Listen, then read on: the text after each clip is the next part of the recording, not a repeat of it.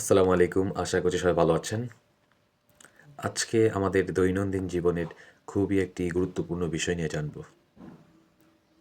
আমরা প্রতিনিয়ত প্রতিযোগিতার খাতিরে বা প্রতিযোগিতার দুনিয়ায় আমরা একজনের অমঙ্গল কামনা করি। আমরা চাই যে তার অমঙ্গল হলে বোধহয় আমার ভালো হবে। এরকম কামনা করে থাকি, অনেকেই এটা করে। যেহেতু কম্পিটিটিভনেস অনেক বেশি, সব জায়গায় কম্পিটিশন অনেক। কারণ দুনিয়াটা এরকম পর্যায়ে চলে গিয়েছে যে ধরুন আমার কাছে আছে ১,০০,০০০ টাকা।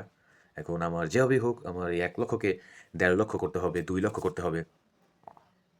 কারণ আমার বন্ধুর আছে ১,২০,০০০ টাকা। তার থেকে কীভাবে বৃদ্ধি করা যায়? প্রতিনিয়তই সেই চিন্তা করাই এখন যেন প্রতিদিনের নিত্যনৈমিত্তিক ঘটনা হয়ে গেছে। বাংলাদেশে বলুন আপনি বা যেখানেই বলুন, প্রতিটি দেশেই এই ঘটনাটা খুবই কমন এখন। কারণ ক্যাপিটালিজম সেজ ইট। আসলে আ কিন্তু এটার মাধ্যমে যে আমরা অন্যের অমঙ্গল কামনা করছি, এটা কিন্তু ইসলামে সম্পূর্ণ হারাম করা হয়েছে। এটাকে বলা হচ্ছে যে ঈর্ষা বা হাসাদ। হাসাদ এরকম একটি গর্হিত বিষয় যে এর মাধ্যমে অন্যের ক্ষতি সাধনের ইচ্ছা পোষণ করা হয়। যে অন্যের ক্ষতি হলেই বোধহয় আমার লাভ হবে। কিন্তু এটা যে কতটা খারাপ, কতটা জঘন্য, এটা মানুষ যদি জানতে পারত, মানুষ কখনোই এই কাজটা করত না।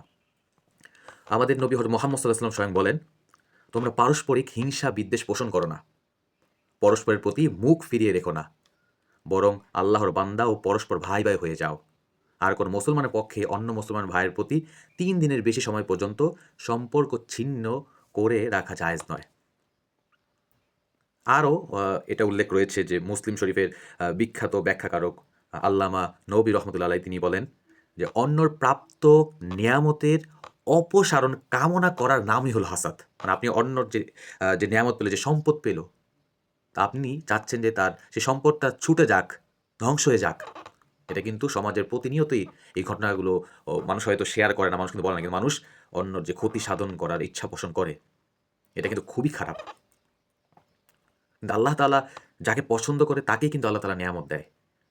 সুতরাং অন্যের ভালো চাওয়াটা, এটা কিন্তু আমাদের দৈনন্দিন জীবনে শান্তিতে থাকার জন্য, ভালো থাকার জন্য, সম্পর্ক টিকিয়ে রাখার জন্য খুবই প্রয়োজন।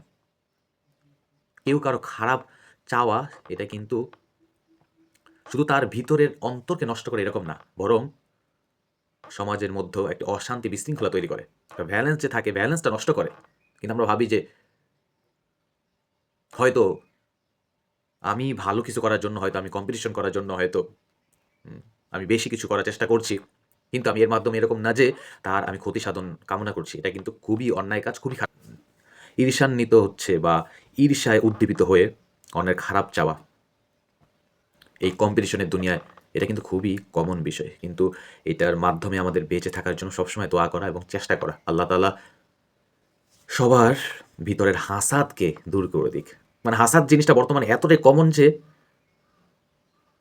মানে পুরো পৃথিবীটা এই হাসাদের মধ্য দিয়ে যাচ্ছে।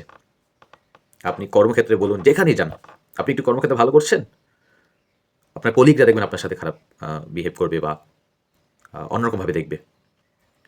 সবাইকে এটা বোঝাতে হবে যে হাসাদ জিনিসটা খুবই খারাপ, খুবই খারাপ। এটা ধ্বংস করে দেয় সবকিছু।